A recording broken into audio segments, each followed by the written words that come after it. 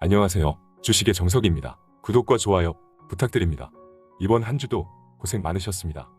오늘은 한미 정상회담에 대한 기대감으로 외국인 기관의 매수세에 힘입어 상승하면서 이번 주를 무난하게 마치게 되었습니다. 하지만 어제 미 증시의 다우와 나스닥 지수는 각각 마이너스 4%, 마이너스 5%의 굉장히 큰 하락이 나왔고, 다우 지수와 S&P 500 지수의 하락폭은 2020년 6월 이후 가장 큰 하락이 나왔는데요. 미국 양대 유통기업인 월마트와 타깃이 어닝 쇼크를 기록하면서 이것이 대형 악재로 작용하면서 인플레이션 우려가 극대화되어 미 증시의 주요 지수가 2년 만에 최대 낙폭을 기록했습니다.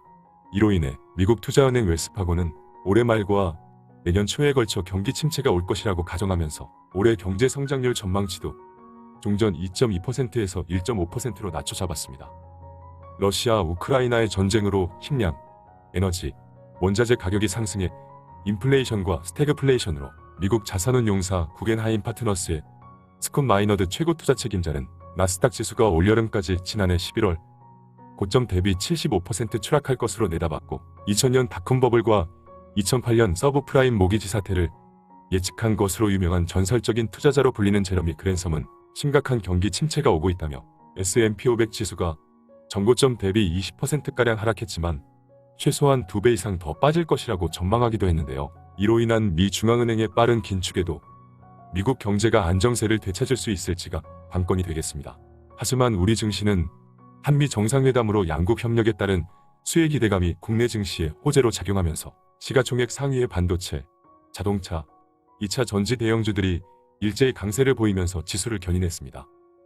바이든 미 대통령은 일본의 질투에 아랑곳하지 않고 대한민국에 제일 먼저 방문했고, 여기에 용산이 아닌 삼성의 평택 반도체 공장을 방문했는데요. 바이든 미 대통령은 러시아 우크라이나의 전쟁으로 인한 자국의 식량, 에너지, 원자재 가격이 상승해 인플레이션과 스태그플레이션 등의 경제적 위기가 계속되고 있는 가운데 주요 핵심 산업의 중요 요소인 반도체 관련 공급망을 정상적으로 컨트롤할 수 없는 중국 시장을 축소시키고 한국과 대만, 일본으로 확대시킬 것으로 보여지고 있는데요. 이를 뒤늦게 눈치챈 똥줄이 탄 중국은 고집스럽게 이어왔던 도시봉쇄를 6월 이내 완화하겠다고 밝히기도 했습니다. 이렇게 반도체 세계 최대 생산 기지인 삼성 반도체 평택 공장에 바이든 미 대통령이 모든 일정의 첫 번째로 진행된 것은 매우 큰 의미가 있다고 생각됩니다. 반도체의 경우 설계와 생산으로 크게 나뉘는데요. 대만의 TSMC는 위탁 생산 파운드리에 집중하는 전략이고, 미국의 인텔은 설계 팹리스에 집중된 전략입니다만, 삼성전자는 설계와 생산 모두를 할 수 있는 세계적인 기업으로 이번 기회에 다시 한번 도약할 수 있는 계기가 됐으면 합니다. 국뽕이 아니라 대한민국 주식시장 시가총액 1위 종목이고, 세계적인 기업으로 삼성전자가 상방으로 움직여야 국내 증시가 안정될 것이므로 중요한 이슈가 되겠습니다. 미국이 이번 참에 확실한 초강대국임을 보여줄 듯한데요.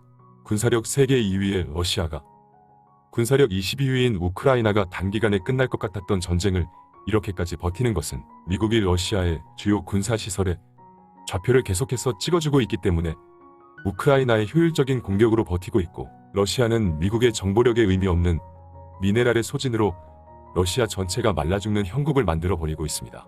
또한 미국은 러시아 우크라이나의 전쟁으로 인한 글로벌 에너지 수급 대란으로 한미 정상회담에서 한국과의 원전 협력을 강화한다는 내용으로 소형 원자로 SMR을 미국과 협력할 것으로 원전 동맹이 향후 경쟁력이 강화될 것으로 보고 있습니다. 하루도 한 주도 조용할 날 없는 주식시장이 여러가지 리스크들로 어려운 시기지만, 제정신이 아닌 몇몇 우두머리들을 빼놓고 여러 나라의 정상들이 글로벌 리스크를 이겨내기 위해 노력하고 있고, 우리나라도 최근 임명된 한동훈 법무부 장관이 제일 첫 번째로 발동시킨 금융증권범죄 합동수사단이 출범되면서 여의도 증권가가 바짝 긴장하고 있다는 것인데요. 부디 정치적 이벤트성 증시 정책이 아닌 선량한 개인 투자자가 억울한 피해가 없도록 했음 합니다. 주식 시세판을 최대한 멀리하고 본업과 가족과의 시간을 충분히 보낼 수 있도록 신뢰 높은 종목에 대한 여유로운 대응이 중요하겠습니다. 그럼 다음 주도 시장을 예의주시하면서 지켜보도록 하겠습니다. 세력들의 지조 없는 물란함으로 정신없었던 이번 한 주도 너무 고생 많으셨고, 언제나 가족과 함께하는 행복한 주말 되시기 바랍니다. 구독과 좋아요도 부탁드립니다. 지금까지 주식의 정석이었습니다. 감사합니다.